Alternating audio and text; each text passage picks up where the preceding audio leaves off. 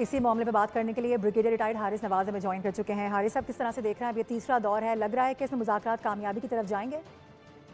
देखें, बात यह है कि 2-3 दिन से मुज़ाकरात चल रहे हैं। पूरी कोशिश जो है मीडिएटर्स खास तौर पे तुर्की और ये कतर कर रहे हैं कोशिश। पाकिस्तान को तो एक ही एजेंडा पॉइंट है और वो पॉइंट ये है कि जो उन्होंने कमिटमेंट की थी अफगान तालिबान ने कि हम अपनी सरजमीन किसी टेररिस्ट ऑर्गेनाइजेशन को इस्तेमाल करने नहीं देंगे, उसको बाकी तो हमारी कोई डिमांड ही नहीं है। और लेकिन इनकी प्रॉब्लम ये है कि इनको समझ नहीं आ रही कि ये कभी कह रहे कंधार वाले नहीं मान रहे, कभी कह रहे काबुल वाले नहीं मान रहे हैं, कभी कोई बात करें। The issue is they must understand कि जब तक ये हुकूमत में अफगान तालिबान रजीम मीन्स कि इनकी रिस्पॉन्सिबिलिटी है कि अफगान का काबुल के अंदर कंट्रोल करना। पाकिस्तान तो वहाँ कंट्रोल नहीं करेगा। पाकिस्तान की हुकूमत है हम खुद कंट्रोल कर रहे हैं, वहाँ आपका काम है। तो ये बहानेबाजी बंद करें, इंडिया की लैंग्वेज में बातें करने बंद करें, उनसे डायरेक्शन ले रहे हैं, बहाना लगा रहे हैं काबुल का।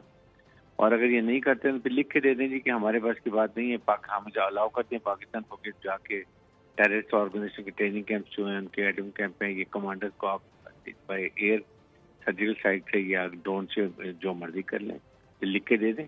सही लिखने पे भी भागते हैं, वो लिखने के लिए भी तैयार नहीं है ना, लेकिन वो ज़बानी कलामी पे बात कर रहे हैं। तो फिर सेकंड पाकिस्तान के पास ऑप्शन है, फिर हम की लॉजिस्टिक्स बंद कर देते हैं, क्वार्टर चेंज नहीं करना, फर्टिलाइजर देते हैं, अफगान ट्रांसफर देते हैं, हम बंद कर देंगे।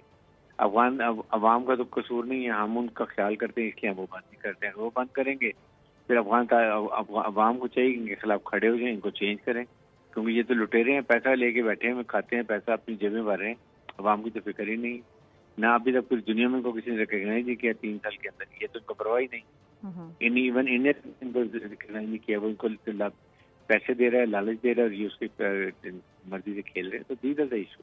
सही, आई थिंक लेट्स होप कि आज के इसका डिसीजन बेहतर हो जाता है। ठीक है, ठीक है, ओके। उम्मीद यही की जा रही है कि आज शायद कोई किसी किस्म के जो मुज़ाकरात हैं वो आगे बढ़ते हुए नजर आएँ और किसी बात पर इत्तेफाक हो जाए। हमारे साथ रहने के लिए बहुत शुक्रिया, हारिस नवाज साहब मौजूद थे।